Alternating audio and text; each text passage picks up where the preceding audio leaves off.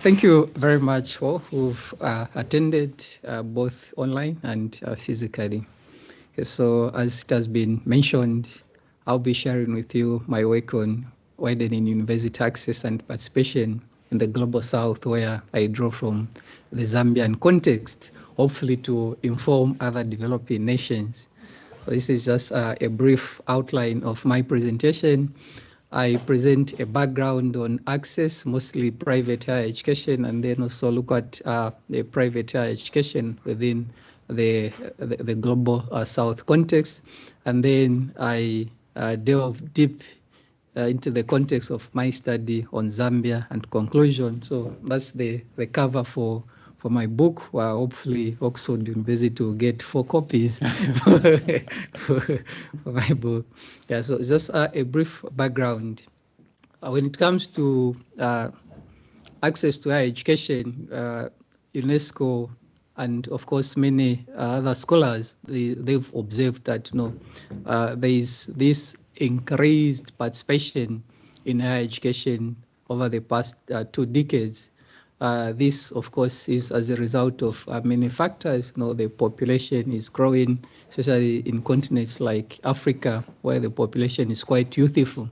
And that population growth, of course, comes with its own challenges in terms of widening access to universities. But also, there's also this belief that education, access to higher education is the key to social mobility, employment, changing lives, fostering democracy, or other things we can talk about with regards to the benefits of higher education. However, it also remains true that, while there is this expansion in terms of in terms of access to higher education, there is still a lot of challenges that most of the countries face, including here in the UK.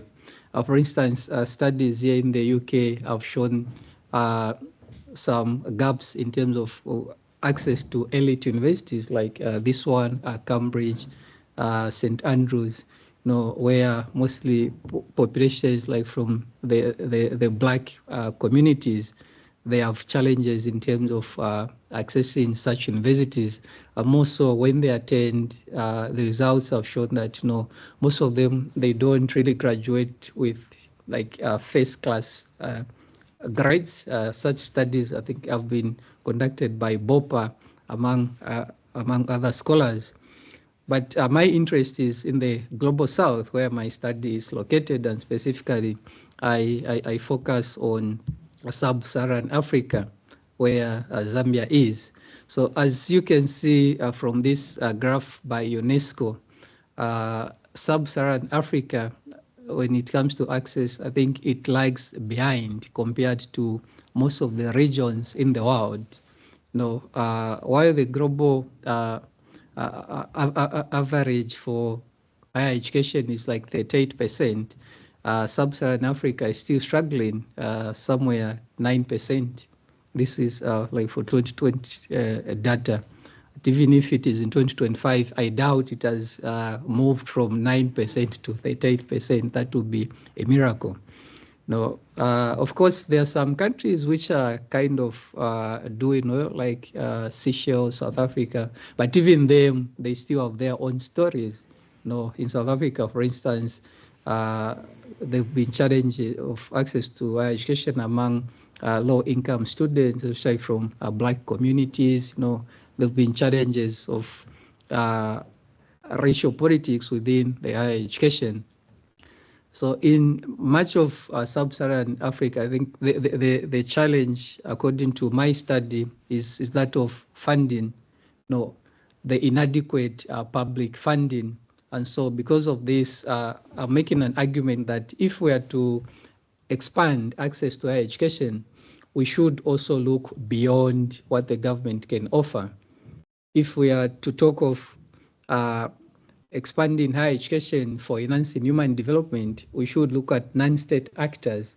And in my case, I look at private higher education sector as non-state actors, whose efforts can help to foster human development in Sub-Saharan Africa, in the Global South, by widening access to universities.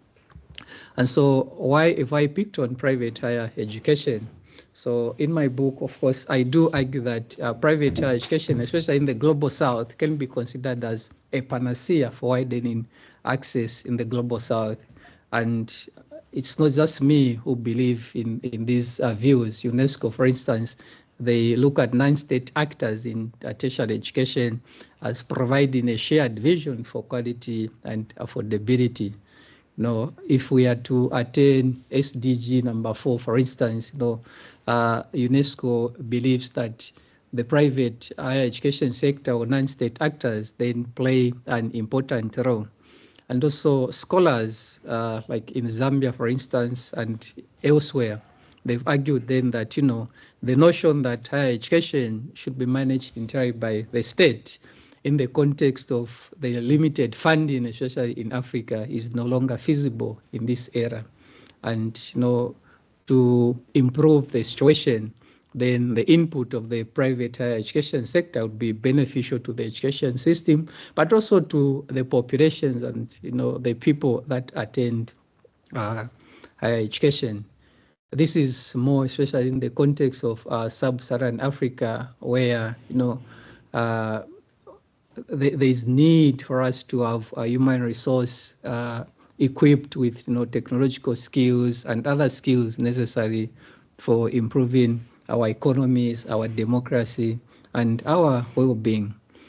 So I look at the private higher education sector, which has been described by some of the key scholars as part of the global revolution within higher education sector. And it is called a global revolution in the sense that, slowly the higher education system is moving, the private higher education system is moving from the peripheries, to the space where it is now recognized as the main player, in terms of education provision. According to Tamrat and Levy, they've argued that about 32% of the enrollment in terms of higher education globally is from the private higher education sector. However, that is just for 2020. With documentations and other studies, I'm sure it would prove that these figures have changed. So even if we would say 32% is quite minimal, this is very, very important, and it should not be underrated in terms of our academic discourses. And so my study comes in against this argument and background that there is no enough clear evidence about the effect of privatization on improving access and quality of education, especially in Africa. The common assumption about private higher education is that they are more focused on profit generation than quality. And this is the case in low-income countries like Zambia, probably Malawi, and other countries where we do not have prestigious universities or prestigious private universities like the likes of Duke, Oxford, Princeton, name them. However, my argument still remains that, despite that, the situation in Africa shows that private universities, they are moving from the periphery to the mainstream in terms of higher education sector. In Ghana, where my brother Kojo comes from, for instance, one of the best universities there, Asheshi, it is a private university. In Nigeria, they also best private universities. Most of these are Christian universities, which are competing favorably with the likes of the Ibadan universities. In Kenya, studies have dubbed the private higher education sector as the key partner in Kenya's development. In the context of South Africa, a study by Somerville refers to private higher education as being at the confluence of education and transformation in terms of providing education and widening employment gaps. So she argues that private higher education is at the confluence of education, the market, and transformation. In Nigeria, they are referred as the bastions of stability, considering the crisis of the public sector which is characterized by frequent closures, strikes. So the coming in of the private higher education then is considered as a bastion of stability. In the Zambian case, for instance, private universities account for more students in tertiary education compared to public universities. 54% of the students in higher education, they are from the private higher education sector. So making Zambia one of the few countries with the highest level of student enrollments in private universities in sub-Saharan Africa. So given this background, my book argues that, private higher education should therefore not be overlooked when looking at human development issues in developing countries, especially in Africa.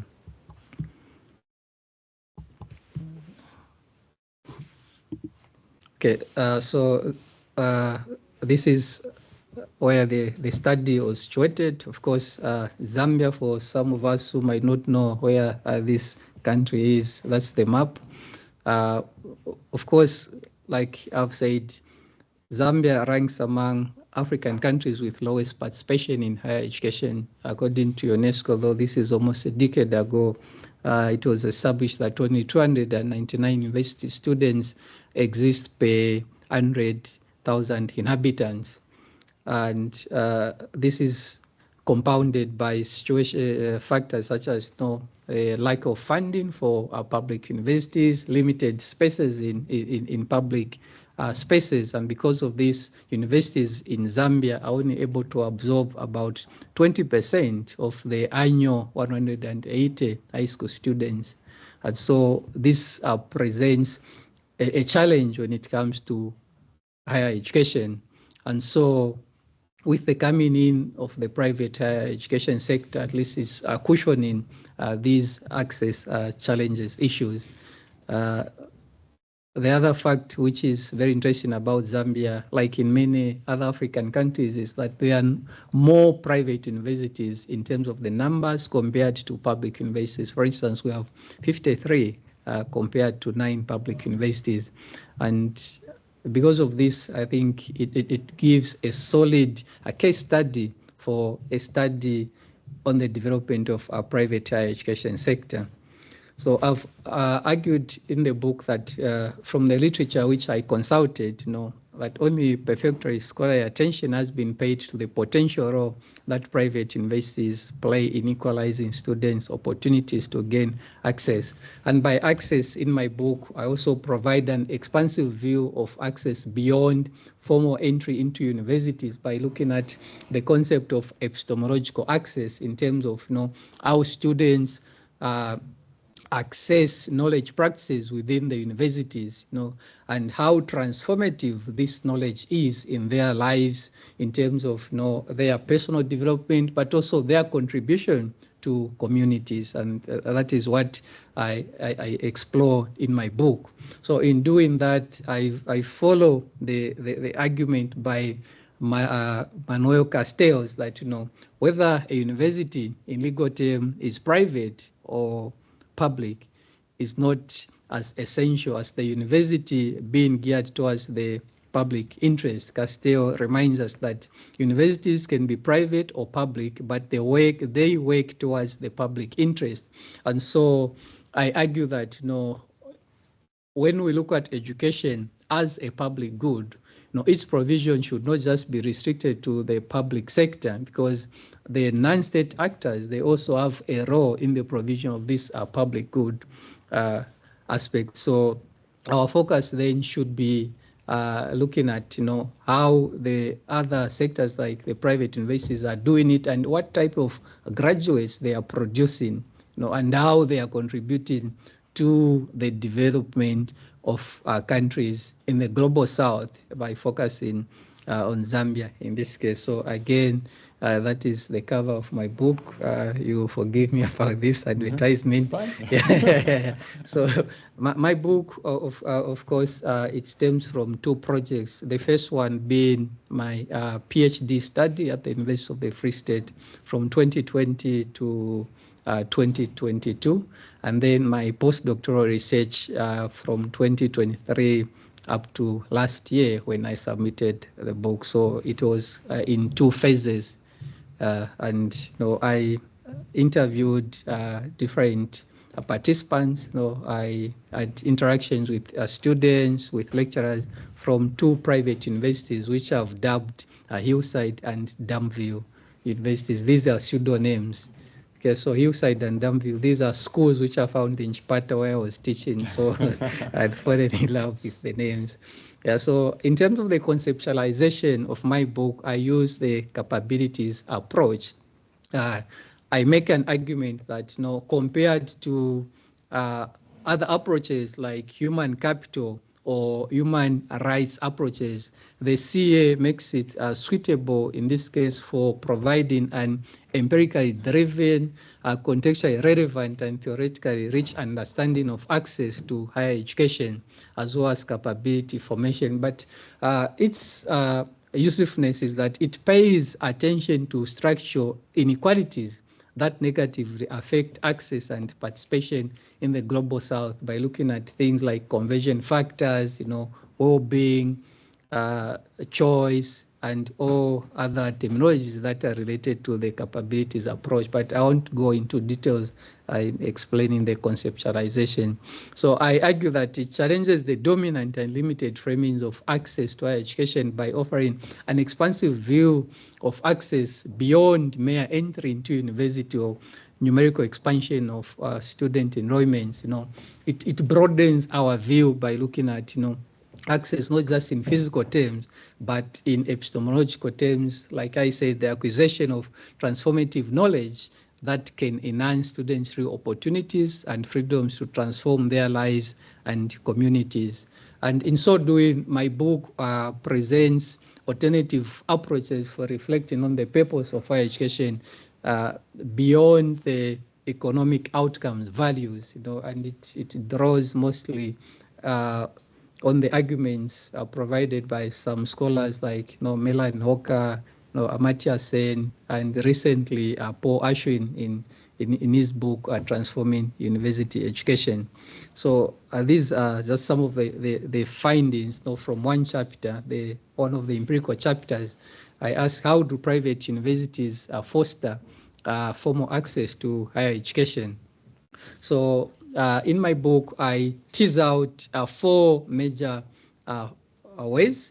That is, 1, they have flexible admissions. There is availability of financial support, meeting differentiated demands, and also they are taking education right in the backgrounds of the communities by establishing satellite campuses in rural provinces, a thing which public universities were not doing, but now because of the competition, some of them, they've also started doing the same. So in terms of flexible admission, like these were some of the quotes from my participants. So one student shared that, they applied to various public universities, such as University of Zambia and Copperbelt universities, to study medicine, but they were not selected. This was despite having excellent grade 12 results. Because there is serious competition in entering public universities like University of Zambia and Copperbelt University. This is because most of the entrance is accompanied by government funding in terms of student loans, but there are few people who are selected, and students have to compete very much for the few slots which the government can sponsor. And so because of that, capable students, they are thrown away. And so my argument is, that by offering flexible admission, the private universities are giving opportunities for students who don't manage to enter the public higher education sector. And we see the case of Kate, who couldn't study medicine, but she went and studied clinical medicine at private universities. Then the other thing is that, they have different modes of studies. They have some studies that take place like sessions during the evenings, regular sessions, distance. Most of the universities, private universities, like in a year, they even have 4 intakes, others 3 intakes in a year. So the enrollment, it's it's on a rolling basis compared to public universities, which normally have either 1 or 2 intakes in 1 year. Then they're also offering financial support through scholarships. And this is the main thing which is attracting the students, especially in the context of my study. Most of them opted to go to private universities because of the funding which they are providing. Then in terms of tuition fees, ironically in Zambia, private universities, the tuition fees, they are slightly lower compared to public universities. For instance, a Bachelor of Science nursing degree program as of 2024 at the University of Zambia, which is public, it's 31,000 Zambian kwacha.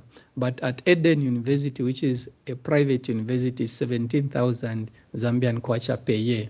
So because of these dynamics, a lot of students are finding themselves in private universities, especially in nursing, law, and medicine. And this has also attracted a number of international students in the region. So in some way, the private higher education sector is also contributing greatly to the internationalization efforts of higher education. This is one of also the main project now which I'm working on, which stemmed from this project. No, it's interesting. Like students from Zimbabwe would come, they get the qualifications, and the destination, most like for nurses, it's the UK. So they are coming to Zambia, they get these qualifications, and then they are coming. So we see the aspect of social mobility. So these are just some of the photos I got just from different universities, private universities, just to show how they reach out to their students. If we see these posters, the first one there, we see up to 75% scholarship. They even say mode of learning, full-time, evening, online. So it's because of these factors now which are attracting students in private universities. Then besides that, they are meeting differentiated needs. There are certain courses which are not offered in the public universities in Zambia. Courses like theology, for instance, can only be gotten in private universities. And also some courses like transport and logistics. Initially, these were just in private universities, but now the public universities are playing catch up in terms of introducing courses because they are now competing effectively. You'd be surprised that up to as of the year 2004, there was no university in Zambia which was offering a bachelor's degrees in law other than the University of Zambia. But then with the coming in of the private higher education sectors, other universities are offering such courses. That's the same case with medicine. Initially, it was only University of Zambia, Copperbelt, but this time a lot of private universities have come in. Now, then the other differentiated needs is also the aspect of quality. Others, they view private universities as offering quality because they do not experience things like unnecessary closures, lecture strikes, or violent student riots.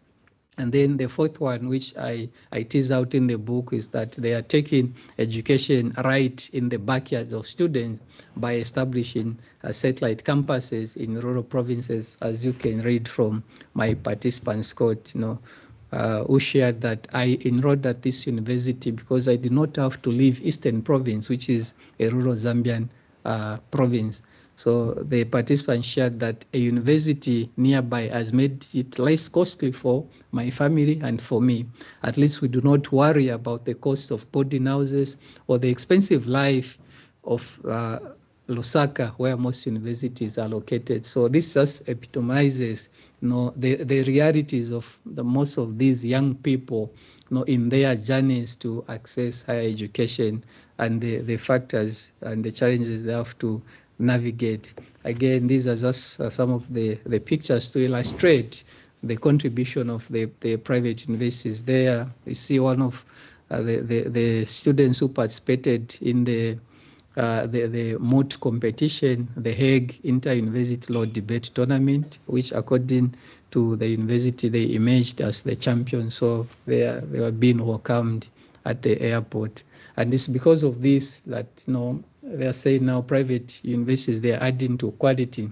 And then the other picture there you see, it's for another university posting on their Twitter that, the program, the medicine program which they're offering has been accredited in South Africa, because there a lot of students, including from South Africa, were coming to study medicine in Zambia because it's way easier to be admitted than it is in South Africa. One student from Botswana shared that in Botswana there's only one university, University of Botswana, which offers medicine.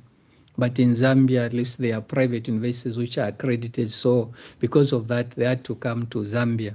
And, all these things, I think, they show the fact that, it's adding to the internationalization efforts of higher education in Zambia, but also showing the important role that the private higher education sector is playing in terms of widening university access.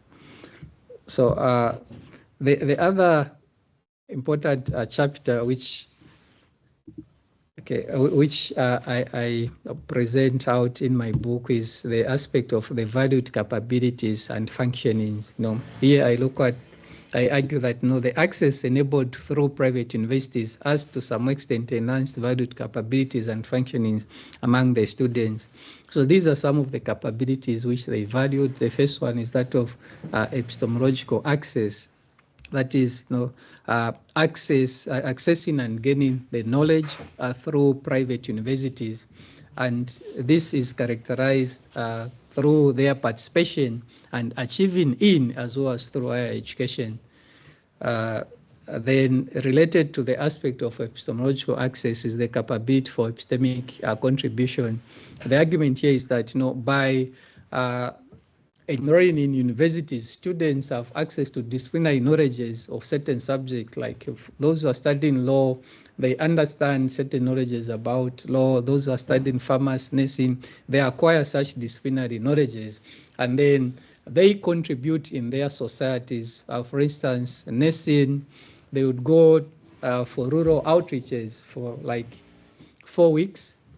In other universities, it will be 6 weeks. And when they go in rural outreach programs, they share what they learned in the universities with the community. So we see the aspect of community engagement as an avenue for students to exercise their epistemic capabilities by contributing to their communities. I talked to a pharmacy student who shared that they felt they were making a difference in the community, in that during their public community medicine internship, they went to the communities where they sensitized communities on the importance of drug adherence, the dangers of self-prescription, the dangers of taking expired drugs and such things. So they shared that they felt empowered, and in that way they were giving back to communities. For some of the law students, they shared being involved in activities such as law clinics, where they would provide paralegal advice to members of the community. So in that way, they gained the capability for epistemic contribution. I draw this from scholars like Miranda Africa, who've argued for the capability of epistemic contribution.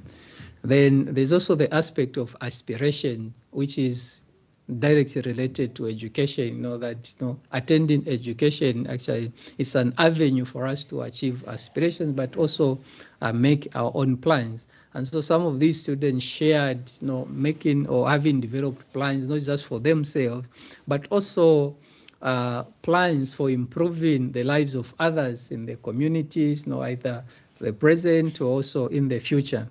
And then the other capability which was very much valued was that of the aspect of recognition, respect, and belonging within the universities, within the private universities.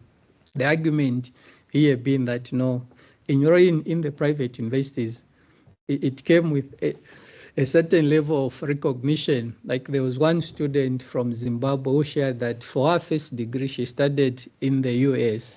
And then she came to Zambia to do a medical or a medicine program. No, in the US she did biomedical. Then she came to Zambia and switched to study medicine.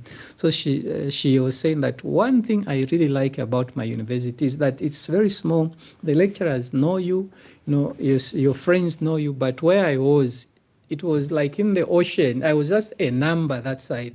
But here, I'm recognized. I have this identity, not just a number, but I'm a student. And so that belonging, that recognition in universities for students is very, very important to foster a positive learning outcome, as I argue in my book. And then the other aspect or the other capability which is very much valued is that of Ubuntu. That when they come from different spaces, rural areas, different countries, they stay together, and then they develop things like empathy, care for each other, tolerance, respect for others, and this is also fostered during lectures, through the use of student-centered methods, where students will be given group works, they work together, and through that they forge these human values. It is also fostered through other avenues like community outreaches or rural experiences in the case of medical students. And then the other one which was also valued is that of the capability for employability, that by attending university, students, they gain various skills that would help them in employment and have entrepreneurial skills for self-development. There's one of the students I was talking to when I was finalizing the book. She shared that now she's in the UK, she's working as a nurse in the UK, and that shows the capability for employability. So within the book, again, I group these capabilities according to four domains. That is the knowledge domain. So the knowledge domain, these relate to the knowledge aspect of capabilities like epistemological access and epistemic contribution. Then the other domain is that of the self-development in terms of the aspiration on the part of the students. And then relational, such as recognition and Ubuntu, and economic, such as the employability capability. So I make an argument that the summation of various capabilities into these four domains illustrates that efforts to widen access to higher education in Global South should provide opportunities for students to at least not just access knowledge, but also to foster self-development, to foster relational attributes, and also to open up economic opportunities. And I argue for a rethinking of university access towards human development in developing countries.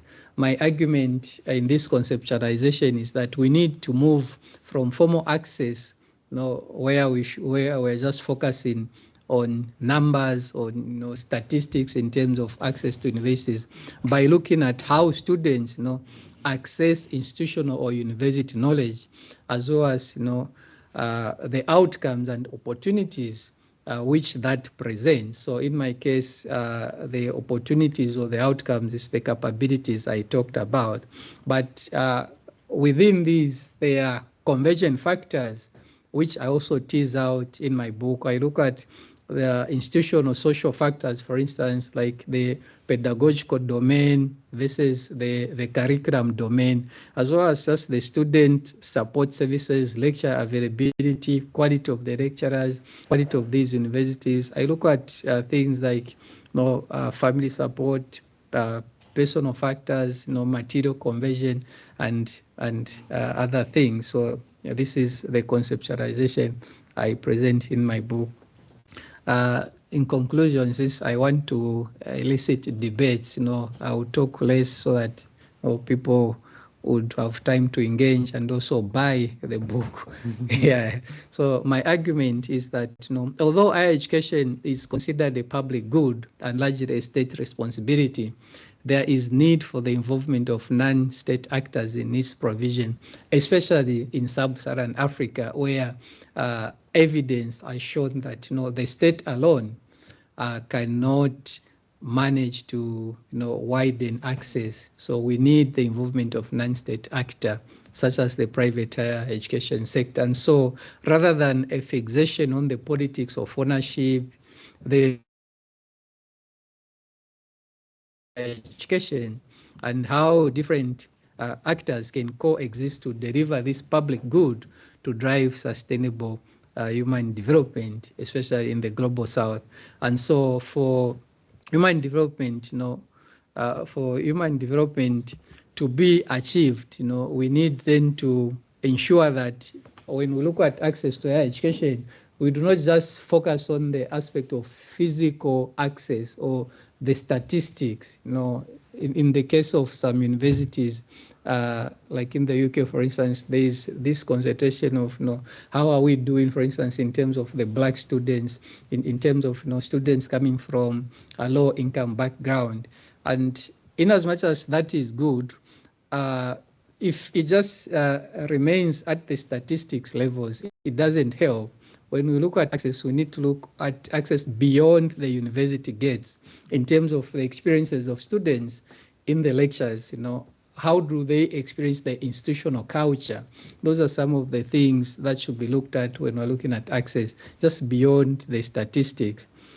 And once we do that, then it should be also about the access of acquisition to the knowledge practices. How do students learn? What do they get from this learning? And how does that empower them in terms of self-development, but also transforming the lives of societies? I think this is where I end. Thank you very much. Asante, Zikomo Kwambiri, Natotera. Thank you. Questions and comments are welcome. That was brilliant. Thank you very much, Edward. So you've given us quite a provocative case that is a panacea. We have some great comments and questions in the chat already, so I'm going to ask people to come forward. But perhaps I could start, and what I'm going to do is I'm going to just pose a sort of overarching question to you, which is, to what extent have you really focused on the possibilities, the very best? What are some of the risks of private provision? Should we also be talking about that? Or is it simply, actually the benefits are so strong that they outweigh the risks? Tell us about what you think some of the risks might be of governments relying heavily on private provision, and how do they handle that? Okay. Thank you very much. That's a great question. What are some of the risks? So my study, of course, it was not one-sided. I also brought out some of the limitations. For instance, the aspect of funding which universities provide to the students. I make an argument that it's not inadequate, but it's also being used as a market strategy. And since it's being used as a market strategy, meaning that there are some profits motives behind that. And so that is one of the risks. But we cannot run away from the fact that as long as these are private institutions, there will always be an aspect of profit orientation. And this is more in the Zambian case, where private universities, according to law, they are registered by law as private companies, and so they have to provide returns. And because of that, I think there's the risk of there's a risk of marketization attached to the education process. And then the other risk is that of staff. There's in some universities, like I went to two different universities. One is doing very much well with a lot of international students. Then the other one, it's a lowly ranked one. So it had challenges of staff, for instance, qualifications. Some of the lecturers were not very much qualified. And then there was also reliance on part-time lecturers. So for the students, they argue that that reduces their affiliation with the lectures, because affiliation between students and lecturers is very, very important. Like some of these relationships, they extend beyond the student graduating. They will need a referee from a lecturer when they're applying for a job or when they're applying for a scholarship. But that can only happen if you have that bond or affiliation with the lecturer. That was one of them. And because of that, it's also showed divided attention, especially for the lecturers who were working on part-time, because of the moonlighting, where some of them worked in more than 3 institutions. And that is a danger to, of course, higher education. Then what are the benefits? I think the benefits are that, private universities, they are, in the Zambian context, they've contributed to the innovation. They've brought in new courses. For instance, before private universities introduced architecture, no public actuarial studies, no public universities in Zambia offered actuarial studies. But when a private university, University of Lusaka, introduced that program, University of Zambia also introduced that. So they've kind of brought competition in the sector. They've brought innovation in the sector, but also they've contributed to the quality in terms of internationalization and research, because they are collaborating others with the public universities. Okay, so thank you. That was great. We've got some questions in the room, but actually I'm going to go to people online first, if that's okay, because we're very pleased you're all here and joining us, and we can always chat in the room when we finish at 3. So, Tilileneji Phiri, did you want to add anything more on your comment about the rural student issue of access, adjusting to new environment? Would you like to say any more about that?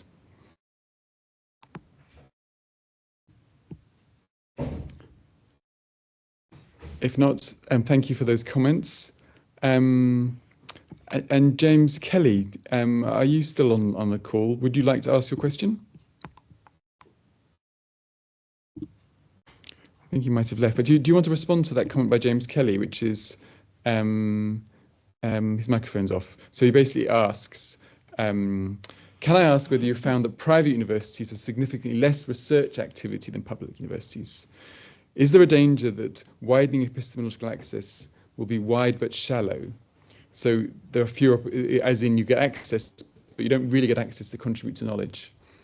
So, I guess the question is, are private universities able to do research and provide that deep epistemological access that a public research university could do?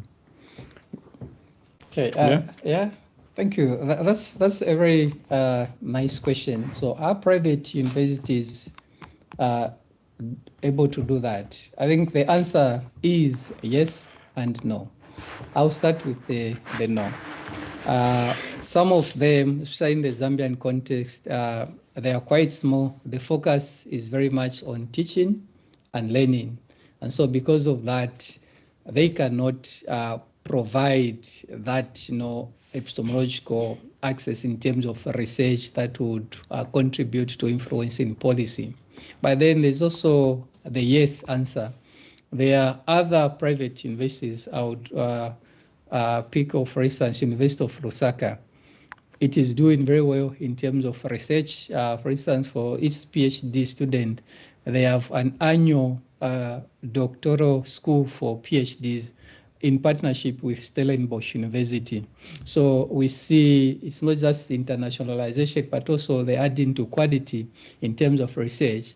They are building a university teaching hospital. Like that will be the first kind in Zambia being built by a private university. So my argument is, such gains needs to be celebrated, and in the context of advancing human development in Africa, such gains should be documented.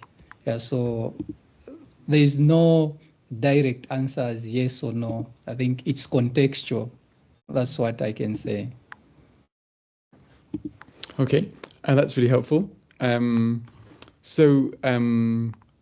It's about the context, which is fine. I'm trying to put everyone's microphones on. Fenella asks, if private institutions are providing scholarships and offering low fees, what's the level of pay for lecturers? How do they ensure quality teaching and transformative learning? Okay, thank you very much. If do you want to add any more to that? I think you can access your mic, can't you? Well, I really want to say hi to Edward. It's lovely to see him because I'm a colleague Brilliant. from UFS. Great. Well, yeah, and Edward, I mean, I know, congratulations on your book. And I know that my question sort of comes beyond the scope of the book, which was really access and participation, and you weren't studying pedagogy as such. But it just, you know, as you were speaking, it raised a question for me. I mean, you've partly answered it. You spoke in your previous answer about the lecturers and the relationship they form with students. But yeah, it did make me wonder, and you may not have found out this information about the level of pay for lecturers. Mind you, I suppose if it's their third job, it doesn't, you know, they're supplementing it in other ways. But yeah, I was interested on whether they have particular strategies for ensuring the quality of teaching and learning beyond just the sort of human capital employment outcomes. And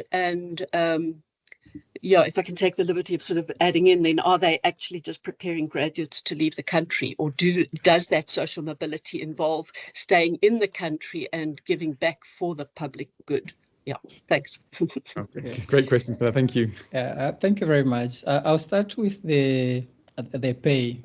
I think what they pay in some cases is minimal, especially for early career researchers. But then they also interested in case where some lecturers, they are paid high, depending on the qualifications and the experience. There was an interesting case where there was a dean, is a professor, he was a dean in the School of Medicine at Copperbelt University, which is a public university. And this dean left to join the private university. He was the inaugural dean for the School of Medicine at UNILAS. So from there, you could tell that probably what he was offered there, it was more. So there, it depends, I think, on the experience. But for the early career researchers, the salaries are not as favorable as it is in public universities like University of Zambia and Copperbelt or Mulungushi. But it will be the same as other new public universities like Charimbana, Nkrumah. The salaries would be almost the same. Then in terms of how do they ensure quality teaching, transformative learning, again, here, like in my book, I point out to avenues, such as involvement in community learning, collaboration with the other institutions, but also on a policy level, there is this movement towards strengthening quality assurance practices in universities. I think the Higher Education Authority is slowly coming strong on this one.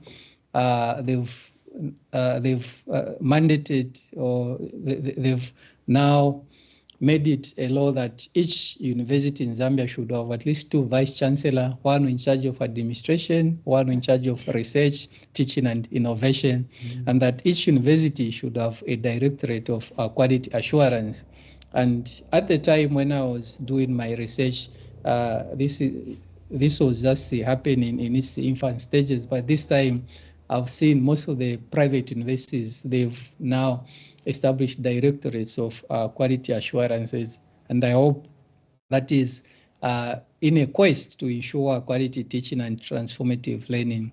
Then in terms of the social mobility aspect, I think universities, both public and private universities, they are teaching, but the ultimate destination depends on the graduates' aspirations and what they want to do in their life.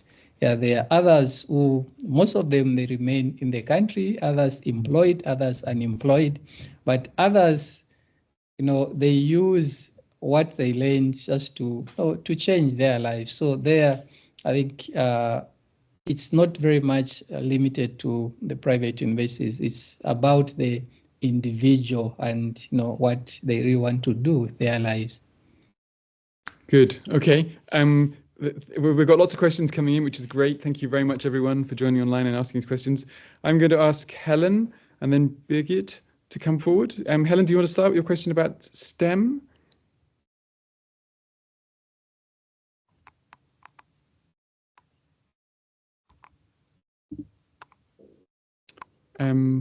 Perhaps you can't know. So basically she asks, the facilities for STEM students are often less good in these private universities. How do we ensure students get exposure to STEM? And why are there still so few opportunities for students to have a semester abroad? Might this be one way of achieving access to STEM facilities in private universities? So that's one question. And Brigitte, do you want to ask your question about Mauritius?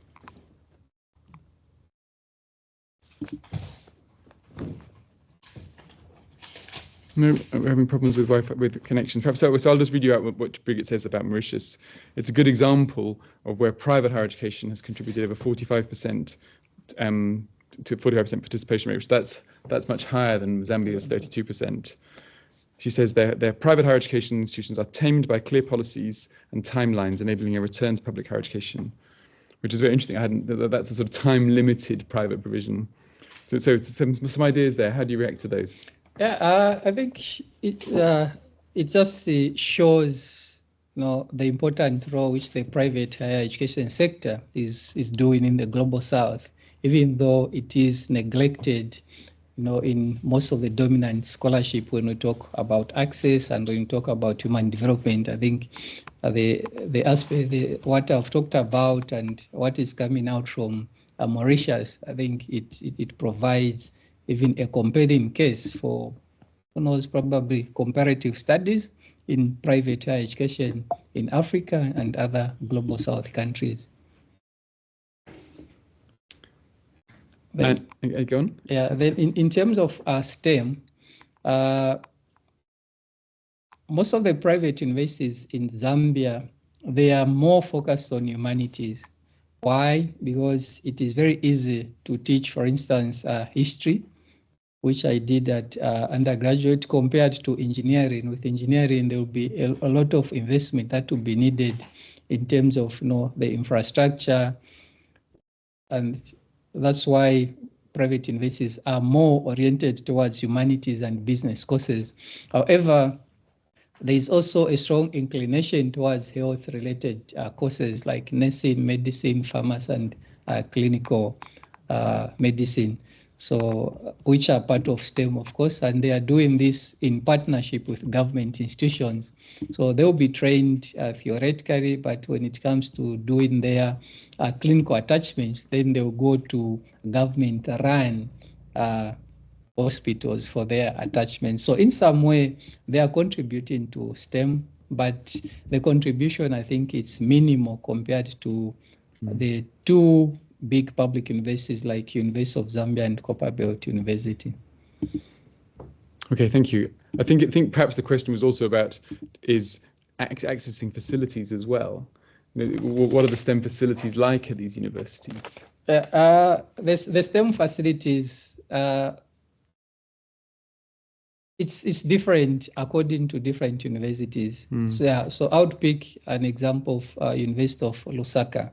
University of Lusaka, I think there's this nickname that it's the Oxford of Zambia because of the investment which the owners have put in terms of the infrastructure, sports infrastructure, the lab equipment, the skills labs. It's done more than what the public universities have done, like in the last 5 years. So in that area, they're improving. But for others, I think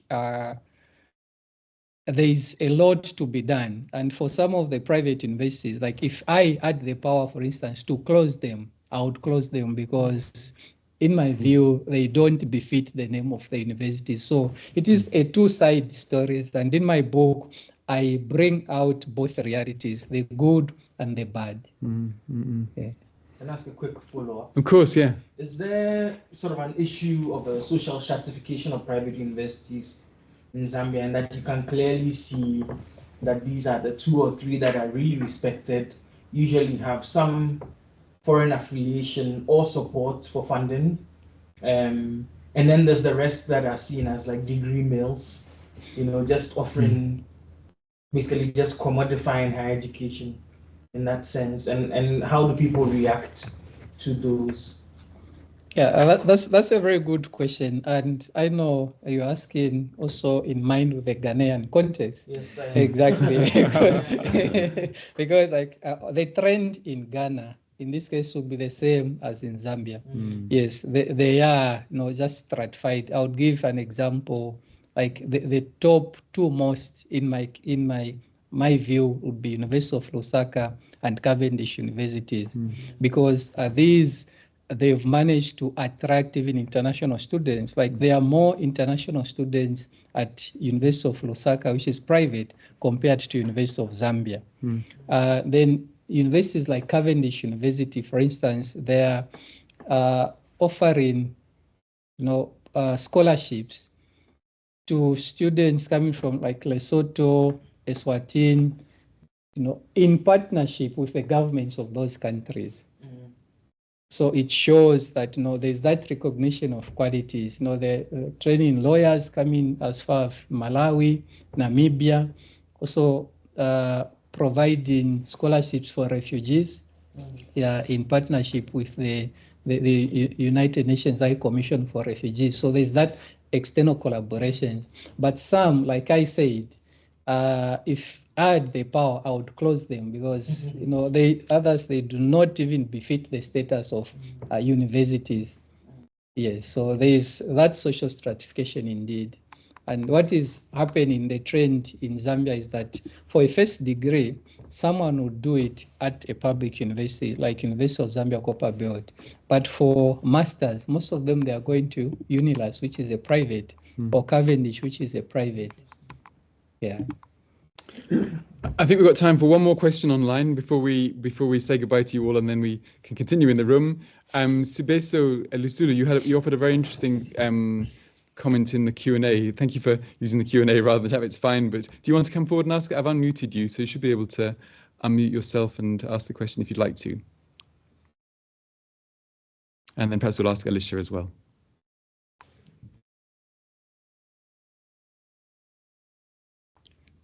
Sibeso, is that working? If not, I'll read it again. We're having problems here, aren't we? So he asks, I'm curious to know more about how your findings inform policy and practice. Can your research help private providers and the Higher Education Authority in Zambia regulate and improve the provision of private higher education, given the concerns about quality? That's a great question, isn't it? Do you think it's going to help the regulator understand the challenges of regulation?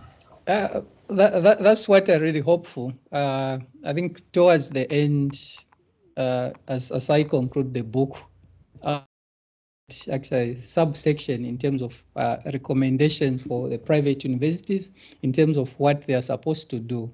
I think some of the recommendations I've talked about is the training of lecturers, employing qualified lecturers. Then in relation to access, I've made recommendations for improved access. I've also made recommendations for the Higher Education Authority and the government. Some of the recommendation is, firstly, the Higher Education Authority, I think they also need to employ people who have specialization in terms of higher education policies, higher education quality assurance, because that would help them. But just beyond human resource improvement, I've recommended for regular checkups like they do, but also just enhance that, because in my research, when I talk to representatives of the Higher Education Authority, the challenge is that they are the manpower, the human resource is quite limited, because it's a new institution which is not more than 10 years. Yeah. So they are still struggling, they are expanding, and they are doing a lot of work which needs to be commended, but then there's still more to be done. So I've brought those recommendations, and I hope there's someone from higher education who can recommend that they get the book and read. I think it's there. I hope it's on the minister's desk. Yeah. We must finish, but I can see, Alicia, I'm really sorry. I neglected your comment earlier. Please do. You get the last word. Do you want to ask your question? It's a big question. Thank you, Fran. Thank you, Fran. So I try to keep my question short. Yes, I'm from Uzbekistan. I'm from Central Asia. The same situation. Yeah. What happening in your country? I totally agree with your comments, with your findings. My question is, so yes, you say that that private universities, like they are very busy to making money. Yes, you say that. So maybe how the society's attention to this situation. How maybe parents, maybe some like young generation, how they look at the situation, and how long it will be last, how long, maybe 5 or 10 years. The question is that, what kind of thing is in order to stop this situation. Yes, same situation with Uzbekistan. In Uzbekistan, private universities, they are selling the diploma. I can say you. Yes. I mean, the Mauritius case was an interesting response. That it's time limited. I thought that was very interesting. David, if you give me the word, the next time I describe your education in Central Asia. Oh, well, please, Alicia, come back and give us a talk. We'd love to hear it. It would be very interesting to compare. Yes, I will send you an invitation. Thank you. Okay, thank you very much, Alicia. So Zambia, of course, operates within the liberalization model. And so because of that, it's very difficult, to kind of curtail who makes profit or what. But the idea is that when we look at education, let's look at what's the mission of higher education. And that is the core argument in my book. My argument is that in as much as these are private universities, yes, they are, and in some way, they would make money. But beyond that, my question is, or my argument is, we need to look at the mission of the universities. And the mission of higher education is that of enhancing the aspect of public good. How does education transform society? And so by looking at private universities, I look at how they contribute to that, not just the profit-making aspect. It comes because it's a business, but beyond that, when we're looking at access, we should have an expansive view of higher education, and that is what I put forward in my book. Yes, and that is their contribution to society. I think what you've done, Woodward, is given us a really strong case for not simply taking an oversimplistic critique of capitalism and saying, actually, well, what can these universities do and what are they doing? In the Zambian case, whether it's because it's close to South Africa or whether it's because of the lack of state provision, you've given us a great sort of story, and I think your book is going to be really important, and I hope you carry on doing more work in this area. So thank you again for coming, and we'll look forward to hearing more from you. And please come back, everyone. Next week we are going to be talking about access in the Indian context, and then the following week looking much more closely at access to Oxford, and it too has challenges. So thank you all for coming, everyone. See you again next week. Bye-bye. Thank you.